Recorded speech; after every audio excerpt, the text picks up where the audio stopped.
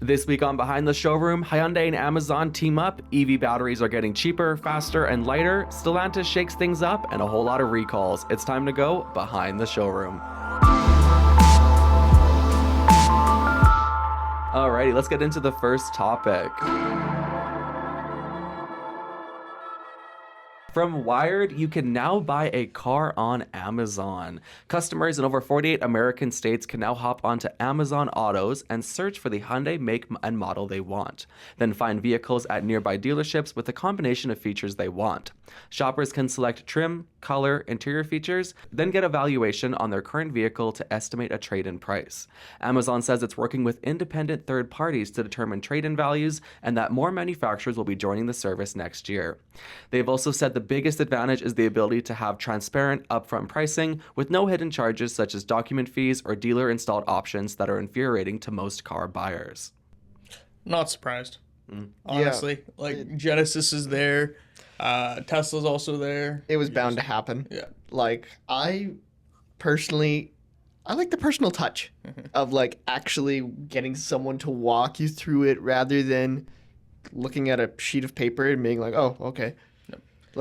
I like getting someone to demonstrate things. It's so much easier to understand. I feel like with that, you won't even understand a lot of the features you have on your car until 5 years later. You're like, I didn't even know my car could do that. Yeah, exactly.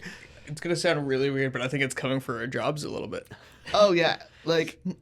Eventually nobody's going to have jobs. Yeah. It's all going to be automated. They're going to find a way to replace every single person. Then what are we going to do with that? So I'm interested to see, because it says it's involving the dealerships, but there was no word on sales consultants. So I don't know if that would be assigned. So the customer still has to go to the dealership to pick up the vehicle. Okay. So the dealership does the PDI, they Paperwork. do absolutely all that stuff. Just Amazon will do the financing and the selection and whatnot. So it still could be up to sales consultants to do things like vehicle tours and add that personal touch to it. So do they get test drives? That's no, but I mean that's the same thing with Tesla, right? I mean Tesla owns their showrooms. They Tesla corporate owns all of their showrooms, and then they're really just a delivery point more than anything. Oh, for sure, yeah.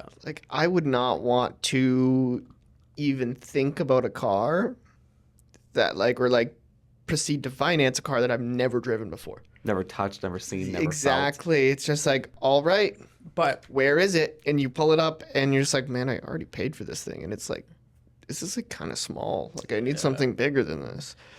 But nowadays everybody's just so, I don't know, informative about everything that's out there. And then when they come in the store, they don't want to drive the vehicle, they don't want to look at it, they just want to, get the numbers, get everything done, and then a year down the road, they're like, I don't actually like this car anymore. Oh, yeah. And, some people come in and they think they know everything. Yeah. Be like, I'm the guy who deals with these every day. Well, I mean, it's good to be informed, though. Yeah, it's good to be informed. But if you're talking to a specialist, right? If you're talking to yours truly. Definitely not. I'm quite well informed. Oh, brother. This guy stinks. I think I'm going to miss, a personal touch. There's no way you can look at a computer screen, just tap a few buttons, and then be like, that's it. So, next topic. From Electrek and TCD, EV battery prices are plummeting, and that's great news for buyers. This year will mark the steepest decline since 2017. A 20% drop in price was reported this year, attributed to new tech, greater overall production, and cheaper alternatives hitting the market.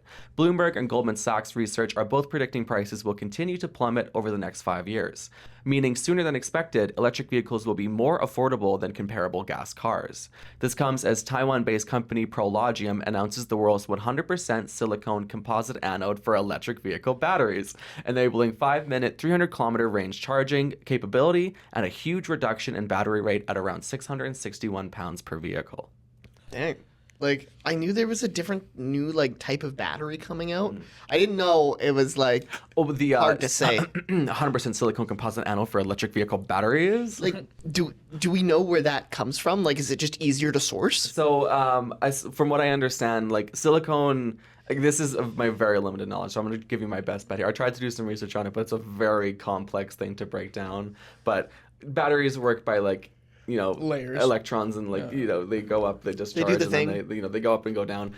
Silicone is like used for like transistors, semiconductors, like it's like what CPUs and GPUs are essentially made like out ice of. trays, Right. baking sheets, 100%. Not Windowsills. Not that silicone, but yes, absolutely. And essentially, silicone is just a great material, and they figured out how to use it in batteries for the composite anode, whatever that means. You guys talk about this about batteries, and I will do a little more research on this, and I'll get back to you. So Okay. batteries. batteries. We've got those. Well, we know how expensive they've been to replace. They're not the cheapest thing. No. But it's also not the worst thing. I feel like when people think that replacing a battery, it's like replacing the entire car. It's absolutely not like that whatsoever. The thing is that like have these people that are worried, well, I'm gonna have to. How much is it to replace a battery? It's like one of the first questions people ask me. Yeah. How long are you gonna own this car? Not only that, I'm sorry, I have to cut in. It is the rarest situation that you have to replace an Mm-hmm. EV battery. Like there are multiple reports that they're even lasting longer than initially anticipated in terms of like longevity. Oh, absolutely. Oh yeah. And they're like covered in like 5 inches of steel, brother. What are you gonna do to this car? I don't like. Brother, what are you doing to this car? I don't think it's the battery that's more or less a worry when it comes to like longevity. I think it's the motor, because if you think about it, where that motor sits on the wheel in like a place like Regina, Saskatchewan, where there's a crap ton of snow on the ground, there's a crap ton of mud, slush, whatever the case, it has to go through a lot just sitting That is that true. low. That is true. But like a lot of people worry about the battery, and I'm like, so we have a warranty. It's like 8 years, 160,000, and if your battery craps out, we replace it. Also, if it drops below the 70% threshold, we replace it. I guarantee you, like, I swear, someone's asked me it on a lease before, and I'm like, it's people are average tenure for people owning cars. It's probably around like 6 years. No, I'd say, yeah. Probably around 6 years is 6, 7, 8. the average time someone owns a car. Excuse me. But the warranty will cover you for that whole time. Oh yeah. It's like, how long do you think you're going to own this car? Like, again, it's like someone who walks in and is like, okay, I need all the best warranty. I need all of that. Just to trade it off 2 years later. In general, these are very strong components. Like they're like kind of the only part other than like the suspension that will wear in terms of movement and moving parts. So I don't know if I'm so much worried about that. I mean, like that's the thing. People they have this perspective on EVs that they're like weak or they can't handle anything, but it's like they're extremely tough cars, especially compared to a ICE combustion vehicle that has so many things that can break. They handle great in the winter, too. Yeah. Oh, for sure. Yeah. The one thing I'm like, I mean, they're heavy, so Yeah, they that's got true. lots of traction. the one thing I'm like weirded out by is like, great question. Would the motors rust? I mean, wouldn't believe so. They're sealed though, aren't Yeah. they? It would be like asking if an ICE engine would rust, right? I mean, yeah, if you left it in the ocean, I think it would. Like the fact that it's got like I can't think of the word right now, but it spins, right? Like there's the motor that spins and everything that spins the wheel and the axle. It's all like encased, because if there was ever to get water or moisture in there, it wouldn't be that great. And it's like the same thing with like a combustion engine too. If you get water in your intake, then you're kind of screwed, right? Yeah. Like, I guess so. But you never really know what's going to go on. I mean, especially in Canada. Oh, you go to Ontario with the salt on the roads is crazy. does it have access from the bottom of the vehicle though? Because aren't there plates underneath? There's There like might skid be- plates, yeah. There might be those skid So plates. I don't think like moisture could I mean, unless you like went into water and whatnot. Well, if you think about from like the wheel well though, because that's a little bit higher up, and when your wheel Oh, yeah. spins, you have. yeah. yeah, And right? let's be honest, I used to work underneath cars, and not a lot of those skid plates are intact. Oh yeah. yeah, In 100%. Canada, Yeah. they do not stay Those like little dinky plastic clips, Yeah, like that break as soon as you touch them. let's be real. It's also the fact that when you're driving down the road and you see a big chunk of fucking ice and snow. Sorry for the cuss word. You're good. The big Yeah. chunk of snow and ice that's just chilling on the road, and then you have to drive under it, and you can't really swerve away from it. That kind of affects your skid plate a little bit. So maybe back to batteries. So I tried to do some research on. I don't really have a quick explanation I can give you, but I think this is huge in terms of EV adoption. I mean, that's the biggest complaint is the price. So having that come down, I mean, I think Kia, Hyundai, and there's really only a couple companies that are really set up to take on China in terms of producing, low cost EVs. Yeah. What's that company called? BYD. BYD. The one that has the car that can jump, pretty much. Yeah, they're pretty much at the peak right now, and that is because China controls like 98% of lithium battery. Oh, for sure. Right. So, Yeah. Wow. It like China number one. China number one. When it comes to pricing, though, like if you're looking for an EV and you think that they're expensive, just to think about when cars came out as a whole, right? They barely could do anything, and they were you had to luxury. be loaded, like the Great Gatsby loaded to afford a car like that. It's with any new technology, the initial adoption is going to be the most. You are we are no longer in the initial adoption phase of absolutely electronic not. vehicles anymore. But to give anything to Elon and the Tesla people is that they did do that groundwork for the most of us, right?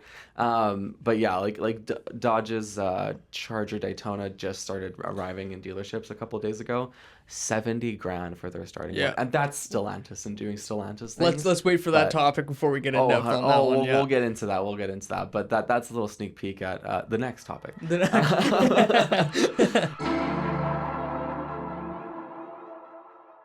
From the street and the BBC, Stellantis CEO Carlos Tavares quits and Ram CEO Tim Kuniskis returns. The boss of the car-making giant Stellantis, Carlos Tavares, has quit with immediate effect following a boardroom clash. Tavares fixated on near-term cost and profits to the detriment of the business and the company's products, like producing too many cars of the wrong type, failing to adapt to changing customers' tastes, and losing ground to more dynamic rivals. This comes as Tim Kuniskis returns to his seat as Ram CEO, but notably not Dodge. What were they thinking? That's like, what were you thinking? Oh my God. I feel like we saw this coming. Chrysler, the Pacifica, Hemi, no Hemi. Yep. Where do I start? The Hornet. The Hornet needs way better gas mileage. Oh my God. Average lot time of 350 plus days. Yeah. The Wrangler's discontinued, isn't it? No. God, no. Some type of Wrangler. The Renegade? That's the only thing I can think of that they would cancel. The Wrangler is their moneymaker. No, it was either the hybrid or the Hemi. Hybrid of the Hemi. Oh, the 392. Yeah. Yeah, but we knew that though. We knew that though. Okay. Yeah, that was getting canceled. That was like their last hurrah thing. Like Wrangler was always a 3.6 liter Pentastar V6, and more recently, like we're talking like 20. Oh yeah, I know they just put it in. 2020, I think they put it in the Wrangler. I think. Don't quote me on that, but yeah. So that was really just for the last years that they could put V8s in vehicles. Just makes it easier to roll over. 100%. So, I mean, to get back on point, like, I don't know how Tim can save this, honestly. Like, he ain't trying to save Dodge. He's like, he put his hands up on that. Like Tavares, or however you say his name. I just call him Carlos. I guess fair. Yeah. Well, Carlos, bro, just said buy V8 and then freaking dipped. Just like dipped. He's like, oh, we'll just turn it into two American muscle legacy cars. We'll just turn it into EVs. Yeah. And then just. Yeah, that is one of the worst decisions. Sorry, you go. I just wanted to say they were expected to have 12 to 14 months left if they couldn't figure their crap out. That's all. Yeah. Speaking as someone who is very close to Stellantis dealers and knows people who works at them, it's been a lot of years of mismanagement. I mean, just comparing it to Kia, who is constantly keeping their cars up to date and on the ball. I mean, the Compass is still running on the same platform as years ago. So was the Renegade. Think about the Charger and the Challenger not getting a single interior update for 4 generations until recently, or an exterior really. I mean, they added the wide body and that was it. In terms of Jeep, again, like Wrangler got an upgrade, but they did most of their legwork for upgrades in 2018, 2019. They did their Wrangler, the Ram, and then they did the Grand Cherokee in 2021, and they've been sitting on their hands. I mean, think about Alfa Romeo. Their average is 5 vehicles per dealer per month. Yeah, Like, that's harsh. that's Maserati is sort of in that same Oh yeah, and pile as well. Maserati, you hear any review and they are at the bottom of reliability Oh, yeah. scores. Now, okay, but when it comes to like high-end cars though, like high-end luxury sports cars, the Cello is actually a very nice car. Very nice carbon forged doors. I want someone else to buy a Maserati. Yeah. Oh, for sure. I I love think- to sit in your Maserati. I just wouldn't want to own it. I think they should myself. go back to Italian, honestly. Yeah. For sure. Yeah. Honestly, Same with Alpha. Same with Alpha, yeah. the only brand that has really been, and I'm not talking from a numbers perspective, but from an image perspective, sort of been handled well, I would say, is the Fiat brand, and that's not even in North America. That's No. just in Europe. Yeah. Europe, they're huge. Yeah, Europe, they're massive, but like the 500 electric obviously does horribly here. It doesn't have the range to be here. But people like the 124s. Yeah, and Canada's huge, so they're really not going to be. And then not gonna I've be a seen thing here, on TikTok like the Spider, like their sports car. That's not. It's like a Miata equivalent. Yeah, right. it Like, is a Miata. It is, yeah, and it's been doing really well in the North. I mean, well, they killed it, but yeah. The used like it's one of the only Fiats with a good resale value. Yeah. Like, that's crazy. yeah. Do they still make the Dodge Grand Caravan and the Journey? So did you want me to go into it? Yes. Okay. I don't know. I'll break it down for you. Journey's long gone. Journey was it was a really good seller, but it's Good. one of the most hated. Yep. The vehicles. destination. Yeah, exactly. But so here's what happened with the Grand Caravan got discontinued when they brought the Pacifica. Okay, so Chrysler made the Pacifica, right? That did very well for them for years. They redesigned the Pacifica. That carried the nameplate with the redesign, and then they took the old design of the Pacifica, called it the Grand Caravan, and gave it to Dodge. Yeah. Okay. Yeah. So Dodge now has a new Grand A Caravan. Grand Caravan, Wow, technically. okay. Or, no, let me correct myself. That is correct. They call it the Grand Caravan. I'm wrong. They call it the Grand Caravan, but it's still under Chrysler. And they also have another version called the Voyager, which is the cheapest. Plymouth. That's what Plymouth used to have. The Voyager. Which is the Voyager, sorry, which is the cheapest minivan they make. So it's like an iPhone SE equivalent for Yeah, a because minivan. the Plymouth used to be like the base model. Totally. Yeah. Now it's Dodge because Dodge sucks. Uh-huh. But but that's weird. Mm-hmm. Like also, if you haven't seen it, they still make the Journey in Mexico. Oh, I'm so And sorry they to hear that. actually Mexico. redesigned them and they don't look terrible. Mexico. So I have seen that. See, but I have seen Mexico, that, everything other than Canada and U.S. market has so much better options that are tailored to their. Like in Mexico, you want like, I don't know, like the Saltos is even so much different. Oh, different yeah. in Mexico. You know what's right? cool? Like, The K3 in Mexico. Mm-hmm. But you know what I really think is really weird? They have the Cavaliers in Mexico. Yeah. Oh, Chevy wow, Cavaliers. and it's like still. updated. It's not like the cheap Cavalier that you would see. That's like Does a that rust- just come down to nameplates being more popular I geographically? that think kind so. Of thing? Yeah. They also have like Volkswagen trucks. Yeah, They Yeah. have the buses yeah. and stuff. Oh yeah, they have a lot of different things. This there. is so random and out of nowhere, but you know the ID Buzz? Mm-hmm. Yep. I didn't figure out until recently that they called it the ID Buzz because it sounds like bus. Yeah. That did not click for me for the longest Do you know? time. I Do you did know not know how that. much that thing 80 costs? grand. 95 In Canada? in Canada. That is like crazy. It doesn't have that great of range. It's just a cool little, like bus van thing that'll just sit in your garage if you want to. I don't know. I don't get it. That was such a fumble on Volkswagen. Sorry, we're not talking about Volkswagen, but I was so excited for that vehicle, and it just completely let me down with the price. And you look at the interior, and it's cheap, and I'm like, that's not a $95,000 Sorry. vehicle. Want to go back to price? Yes. Jeep, Dodge, Stellantis. Oh, their oh. price, their resale value is absolutely So absurd. bad. If you want any sort of mid-spectrum that has features for a Stellantis product, you're spending 70, 80, 90 grand. For sure. Period. For a vehicle that's worth maybe 40 the next day. the next day. I've had so many customers that wanted to trade in their Jeep Cherokee, and they bought it in 2022, and it's like, how much do you owe? I owe 58 or 52, and the vehicle is worth 30 now. It is insane, and I'm like, Yep. and it's like, I've seen that too. Like plus 40K negative equity yeah, on these Stellantis products, and it's just because there's so many on the market. no one wants them. Mm-hmm. I mean, the only upside for customers is a good lease rate, but lease rate for a vehicle you don't want to buy. Yeah, leasing would be good because that way you don't have to worry about resale or anything like that. If you're going to go for a Stellantis product, Lease it. which I wouldn't, but if you do, lease it. Is a choice. Yeah. But Not Lease mine, it. but Do not buy, lease. Yeah. So Tyler and Mathew have customers. So we're going to take a quick break. When we get back, the lighting will probably be different because it'll be a different time of day. Duty calls, boys. Duty calls. See you soon. Go Erie. Try it again. Yep. One more time. From the top. Run it back. You got it. From Go Erie and Reuters, it was the week of recalls. General Motors, Honda, Stellantis, and Hyundai Group have recalled roughly 880,000 vehicles collectively. Stellantis has recalled 317,000 trucks from 2017 to 2018 over a hydraulic control unit which may fail and cause the anti-lock brake, electronic stability control, and traction control systems to fail. What? Honda is recalling Wonderful. $205,000. Wow, good for Honda. They're moving up in the world. 205,000 passport and pilot vehicles for an issue causing the fuel filler neck tube and fuel filler pipe to separate, allowing fuel to leak. General Motors is recalling 131,000 vehicles equipped with power unlatching tailgates. The tailgate's electronic gate release switch may short circuit due to water intrusion, causing the tailgate to inadvertently unlatch. And Hyundai Group is recalling 226,000 vehicles in the U.S. over concerns with the rear view camera. The image may fail, so they're just replacing all of them.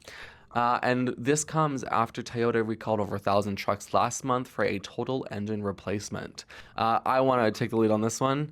Recalls are a good thing. Absolutely. They're a good thing. You want a recall. I mean, you don't want a recall, but if there's going to be an issue, you want the manufacturer to own up to it and call the vehicle back. And catch it in time. Absolutely. Absolutely.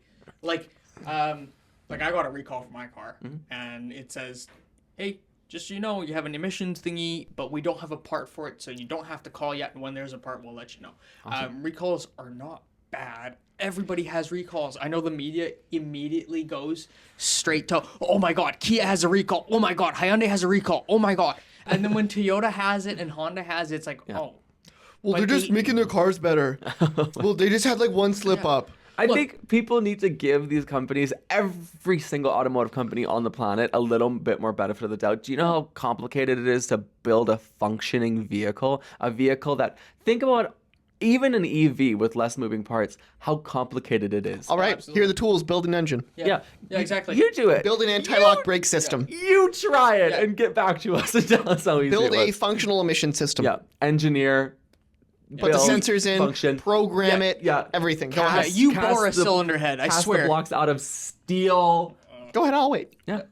Or aluminum. He's waiting. And within It's not perfect. within every reliable model that is on the market, there's gonna be a lemon. For sure. And like, if you're looking, like, think about it. Anything that's mass produced, if like a bag of chips, are you gonna find the exact amount of chips and like Cheeto dust in Think about every going single, to Carl's Jr. and getting one singular curly fry in your regular or waffle fry in your regular fries. absolutely. The world isn't perfect, people. or And that's why there's warranty.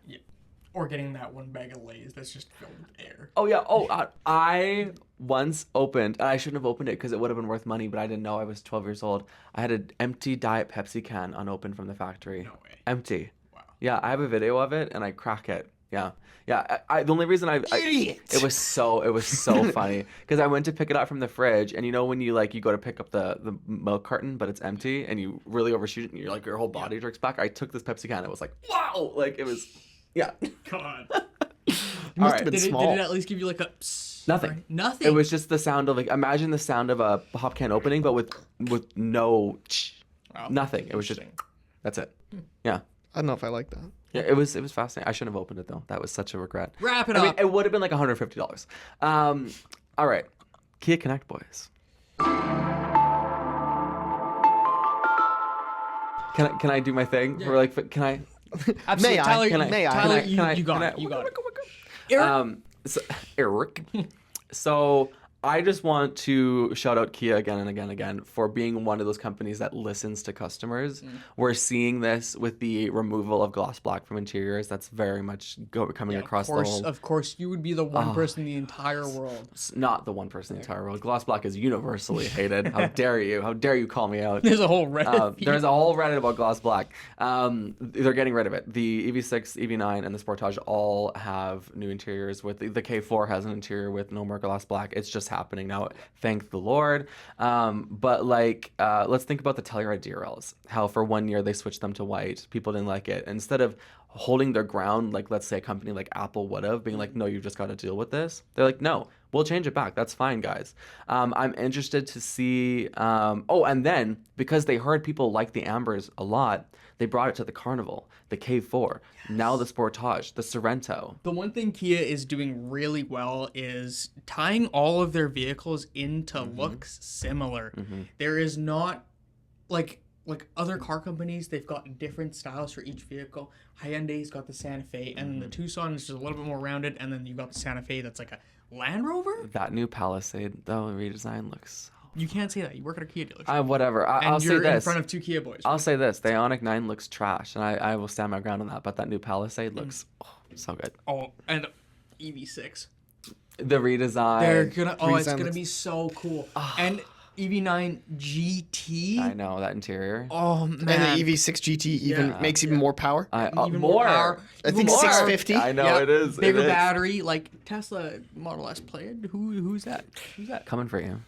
I mean, we're not quite 1.9 yet, but we'll get there. And we're not gonna be over 100 and some grand for that EV6 either. But again, Like- I don't know if we'd even want to make a vehicle like that because again, the Model S Plaid doesn't have the brakes to handle its speed, and it's a danger. Oh, for sure. Period. Oh, Absolutely. 100%. And you yeah. don't need that. And it's No. Tesla. The point of getting an EV is to be more like eco, right? In this entire world. Yeah, no. But like- I do like that we're shifting to where all of our cars sort of line up to look the same in the front. All of our EVs have white lights. All of our gas-powered Correct, vehicles have yeah. yellow lights. And It's- they all look like very uniform.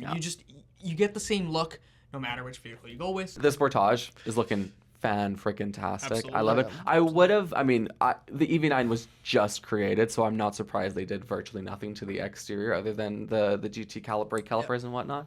But then our EVs, that's a different like styling overall. Yeah, right? and Oh, plus yeah. the EV6 needed the redesign, Yes. not the EV6 was made before Star Map came in, so it makes complete sense that's the one. And that it got looks the- great. Looks It fantastic. looks fantastic. Looks so good. The Yeah. rear end, perfect. I do wish we got sequential lights though. The sequential lights and the complete wraparound. And the complete Yes, wraparound. I would love the sequentials. They just look so clean. The ones in Korea, the EV6 ones, how they actually built into the metal part. Ugh.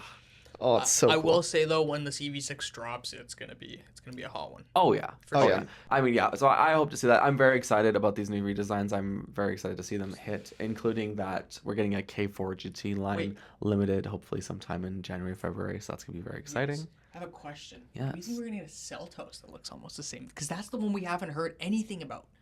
EV4. No, like with the redesign. Sorry. Oh. With the ambers. I would love to see an amber It would DRL look so Seltos. cool. I'm gonna do a little Google. I think it was a mistake to redesign them in 2024. If they waited one more year, released it with the Sorrentos. But here's the thing. I'm gonna counter with that. Seltos already has Star Map. They're just white. Keep the design you have. Make them amber. Yes. Apple CarPlay, Android Auto, updated screens. Yeah. I need I would that. I would also love to see. Yeah, it just got everything. It's. Yeah, No, except- it doesn't have Android wireless. Wireless. Like Android now the Auto, newer. Apple CarPlay. Could not care. You need to Whatever. just relax. You'll catch me dead before I'm using wireless Apple CarPlay or Android Auto. I'm wired all the way. Yeah, it's unreliable. You it's won't catch me garbage. using Android Auto because I don't have it. Yeah. Or Apple or whatever. To be fair, Catch I me. don't even wire my phone in. I just usually turn on Bluetooth and it's like, That triggers me. Funny story, because I use like Matt typically gives me his car to go grab lunch or whatever sometimes. The last couple of times I went into his car, it was prioritizing my phone for Bluetooth. Oh my god, that's so And he's funny. like, how's it? Who's and then using this? look on the settings and it's him as number one. And I was like, Why are you? What? This is not your car. I'm gonna let you guys go crazy on this. I only have one thing to add, which Go is crazy, yeah, which is go the- stupid. which is the marketing aspect for After Dark for this specific topic. Jaguar. Oh, brother. oh, brother. This guy stinks. Let me say this. From a marketing perspective, I can only talk about the brand image, and that's really my realm and gateway and whatnot. What on earth are we doing? Are you selling cars or clothing? I don't understand that marketing in this video. I understand you were setting up your visual image for your brand going forward. The logo is a carbon copy of what everyone else is doing. It's a little boring. It's a little bland. It doesn't call anything. Jaguar is known for being unique, and it is the furthest thing from. I just couldn't have been more disappointed from. I hate it. I think they should have brought back the old logo where it's the green circle with the Jaguar's face in the middle. That's coming back. You know, retro logos are really in right now. Rather than going straight for the ugly basic design in Comic Sans looking font. Comic Sans is a choice. I think everybody's just making this big push forward, but a lot of the market just wants to step back. Think about the N74 concept car. Yeah. How loved that was because it's doing what people want. Like for me, I love the grandeur concept a lot more. I love that one. If that came out, I mean, I know they've both confirmed those models. Very niche market to be getting made. It's a very niche market, and they're both going to be that N74 will be. By the way, I did some research on this last night. N74 will be released 2027 up until the latest limited run 2030. It will be hydrogen, and it will be upwards of $200,000 car. Hydrogen is also a different story. Yeah. Again, it's what we're just talking about. It's a new technology. If you're going to get into it, it's going to be super expensive. It's going to be it's a massive leap that I think that they're taking, and going I can't remember what the model was called, but their concept model they showcased in that ad. Looked like a very plain Jane Rolls Royce that was an EV and that didn't look very comfortable in the interior. It didn't make any sense whatsoever. I felt no connection to it. It was a no-name Rolls Royce. No, for sure. And they're doing this. They're rebranding because they were losing business, right? And I think this was definitely not the choice to come back into the business, unfortunately. But yeah, I can't wait till a country boy gets his hands on an N74. Completely gets rid of the batteries, gets rid of the hydrogen motor, big V8. Or put a R35 engine in it. Oh, yeah. That would be perfect. I don't like Nissan, but I love the Skylines. They're all great. Poor Nissan. That's not really good. I mean, the VR30. If you want to get into engine specs and shit like that, the VR30 is. Don't even bring up VQs. It's not VQ. It's VR. Stupid. It's a trumpet. He doesn't like my take. Just a hater because he doesn't understand. It's a trumpet. I have nothing more to add. I think I'm good. Really wraps up this week's episode. Tune in for next week where we talk about more things and more stuff. More things and stuff. If you like the podcast, make sure to share it with your friends and family. Other than that, thank you for coming along. And thank you. We'll see you next time.